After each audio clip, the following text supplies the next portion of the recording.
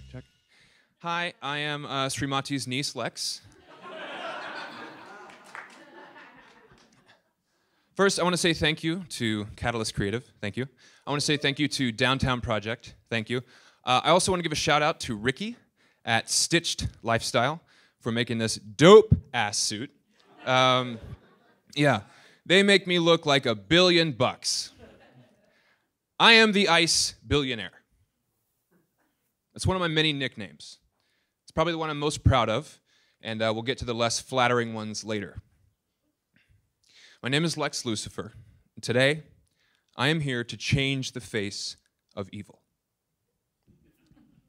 As the CEO of Lucifer Ice, I'm asked constantly, how'd you do it? What tips can I use to be successful? How can I dominate my industry? Now, whatever BS question it is, it's always the same. Different words are used, but it's always the same thing. You have power and money.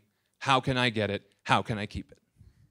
Well, tonight, I'm going to tell you how I got it and how you can too. I'm going to give it to you in steps because people who come to these things love steps, okay? Step 1, be born under the perfect conditions to culminate in a life full of power, money, and success. That's it. It's pretty simple, right? Pretty simple, one step. I'm sorry it's not more difficult. I know you guys love challenges, but that's just what I did. That's all I did. I was born into a life full of money, power, and success. My twin sister Lilu and I come from a long line of ice traders. Lucifer Group has been around for hundreds of years. Needless to say, we're very well taken care of. Other than my name and not growing up with parents, my life was pretty great. I grew up always knowing I would have this company to run. Now, my sister is the artistic free thinker of the two of us, but I preferred to live inside the box. A very expensive, profitable box. But what does that make me? You can say it, a rich, spoiled brat. You can just say it. I'm a lucky bastard. I'm the opposite of a self-made man. Maybe even evil. Now, as a public figure, I can define myself however I want to, but the truth is, I am whatever you say I am. As soon as I learned that success is defined by you all instead of me, the game changed. I was born and people told me that I was rich and powerful and successful. I believed that. I was that. But what if you weren't so lucky to be me? What if you were born and people told you you were weak, poor, impoverished, at risk? Maybe you're even a minority. There's so much tied to these words. What do you do about that? Probably the same thing that I did. You accept it as fact, even if it isn't. Other than being born and doing what I was raised to do, what did I do to deserve this anointment? How am I successful? How am I good? There's only one question worth asking and answering. How does one define their personal power? Especially when you're told you're weak and inferior. Step 1, never use a roadmap. Now, I know this talk is kind of like a roadmap, so I don't want you to take any notes or retain anything that I've just said. Actually, just go to sleep right now and forget everything I've said, because just sitting here, I've already taken control of your life. Life is a journey, so you should only use a roadmap if you trust the person who created it. That leads to step 2. Trust your enemies, not your friends. I know, it sounds dark, I know. But it's not, because friendship comes with expectation. Discord is the dissonance between expectation and reality. But enemies, they're already ruthless, right? They have more to prove. Remember those the nicknames I alluded to earlier? Okay, here they are. Ice Nazi, White Devil Man, and my personal favorite, Lucy. See, even though I was the captain of every sports team, even though I was the president of every club, I was never popular. I was never well-liked. Successful people rarely are. But here's the thing. Haters tell on themselves. See, the anger is just a mask to hide their inadequacy and their insecurity. So you find the weakness, you find the hate. Find the hate, find the weakness. See? But this is a double-edged sword.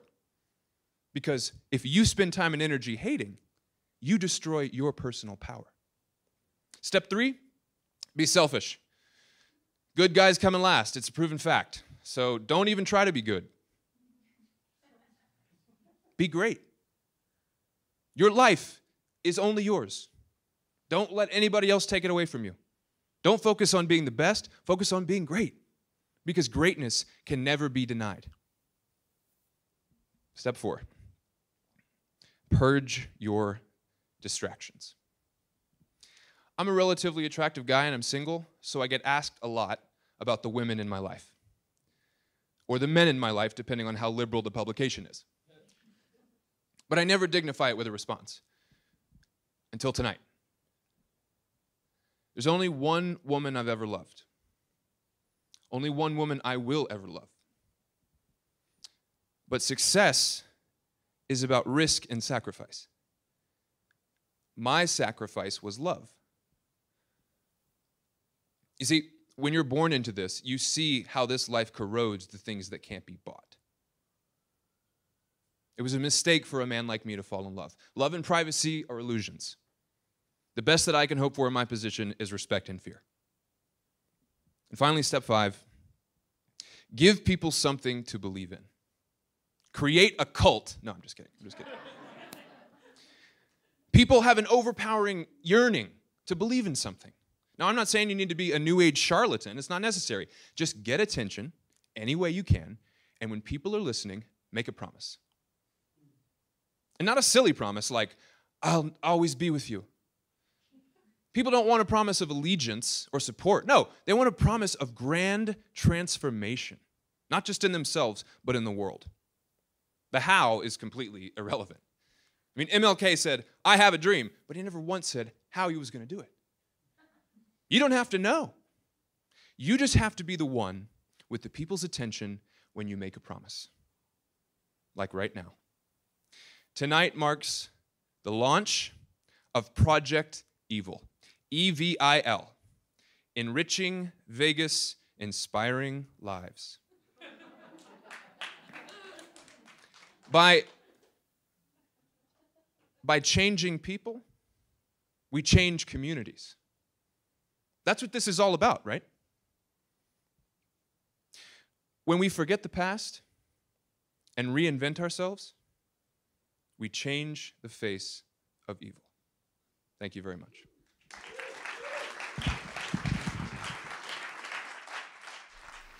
Wow, how are you guys doing today? Great. It's good to be here. So I have no idea how to follow up those last two. I mean, they were great. I just want to give them a round of applause. They were amazing.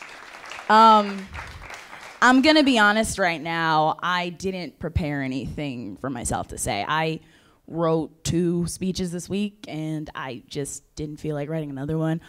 The 2 I wrote were the last 2 you heard. So those last 2 people, I hate to ruin your day, are not real.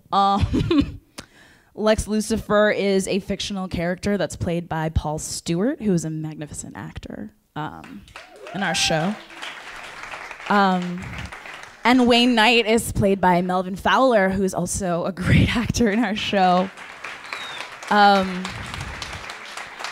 And our show is Secret Identity Show. So before you guys all feel like I totally catfished an entire conference, which I totally feel like I did, let me explain a little bit about what transmedia is. So transmedia storytelling is the idea that you can tell a story over multiple platforms. So it is a web series, and you can see it on, YouTube or on Vimeo or wherever. But it's also an opportunity to be able to build a story world by interacting with the characters and the people in it. So how that works is you can follow Lex Lucifer on Twitter. He's at Lex Lucy, actually. He will tweet you back. You can respond to him. He's been tweeting all weekend. And by interacting with Lex, you're now creating the story world. So my talk today is a little bit about breaking through the 5th wall. We've all heard of breaking through the 4th wall, which is acknowledging that the camera is there. And when someone turns to the camera and is like, yeah, I'm talking to you, camera. That's because it's they're breaking the fourth wall. The fifth wall I would define as when it's not just acknowledging there's a camera, but acknowledging that not only is someone else telling the story, but I'm part of the story too. So where this idea inspiration came from, because it's about creativity, right? Well, I love superheroes, and Secret Identity Show is about, my pitch is, what if Batman, Spider-Man, and Superman all lived in the same apartment, but they weren't the real superheroes, they were superhero impersonators who were street performers on Fremont Street. And they all live in an apartment in downtown Las Vegas. And now you're laughing, right? Because it's funny. It's a sitcom. It's a sitcom based on something that's really real. And here in Las Vegas, we have street performers. So with that idea, I was like, that's really cool. But I was like, you know what would be really even more cool is if I could expose my world and what I experience on a day-to-day level and what all of us locals here in Vegas experience. What if I could share that with people who aren't familiar with the local side of Las Vegas?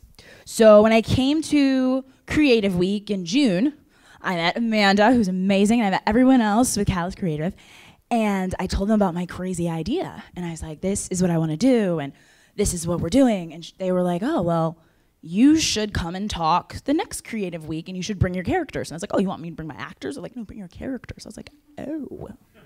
Well, that's fun. I can have fun with that. So we did. We brought our characters, and we were like, all right, let's do it.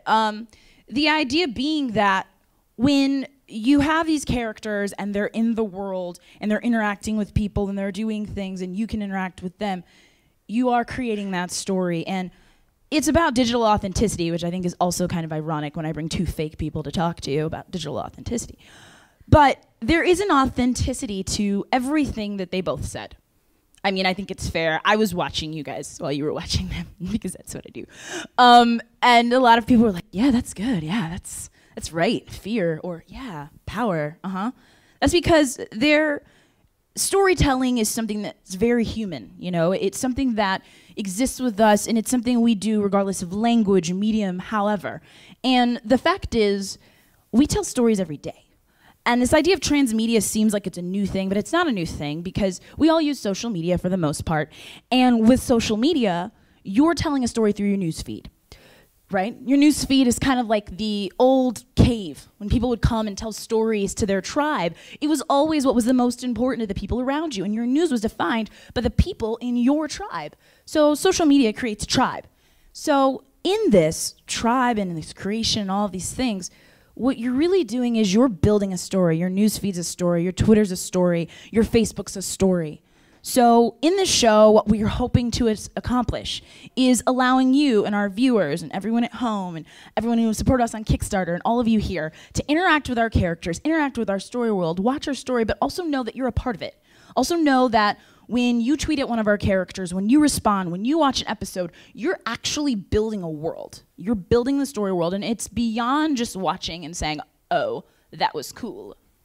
#cool. It's beyond that. It's about engaging in something and making it real. So I want to say that, to just wrap it up, the whole idea of this is like digital authenticity is defined very much by us. We define what's real and what's authentic about it. And we present the picture, we show the world who we are. So sometimes you can have fun with that, and sometimes it can be very creative. You can tell a story, and you can build an entire world. So we, from Secret Identity Show, invite you to build a world with us and help us share that with the world and really create a catharsis in people and reach humanity through using digital media. So rather than being tied and limited by it, let's use it to make ourselves more human. So that's that.